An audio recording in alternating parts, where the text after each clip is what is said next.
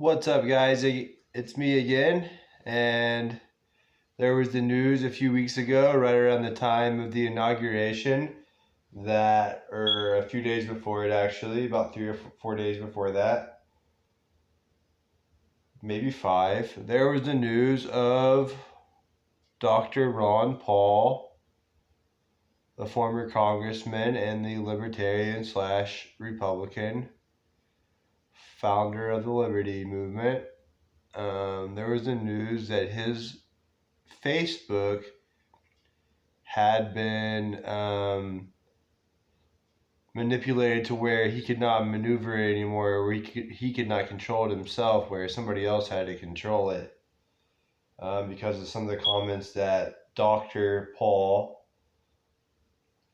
the former OBGYN, made in regard to coronaviruses and some other things. But it's very interesting that the far left has now come for somebody that often voted with them in Congress to be not authoritative.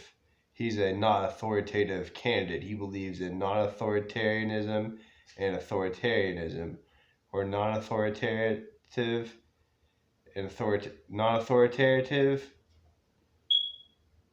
and authoritative. No, non-authoritative and authoritative. But he believes in those two differences, and because he believes in those two differences on topics that it was overwhelmingly clear that the Republicans were going to take away with it anyway, it really didn't matter. Ron Paul would often vote with the left on those topics, to the point that people from the Republicans would come over to him and be like, "What the hell are you doing here? You're not supposed to be doing that, blah, blah, blah." But he did it to prove a point.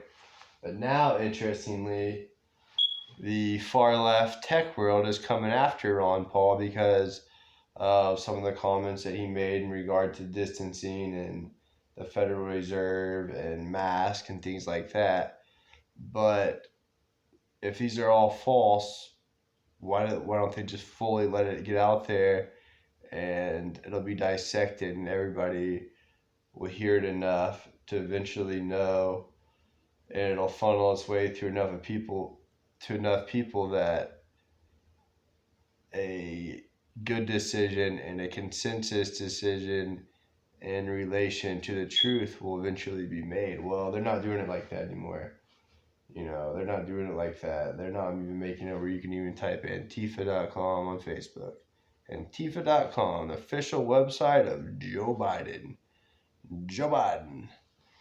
But to get back to the point, why are they even silencing a voice like Ron Paul? He's like 87 years old, and it's almost like they don't want Rand to get more power, because Ron has maintained a steady flow of popularity. But I find that a little bit funny, and we know that there are a lot of fans of Dr. Paul out there.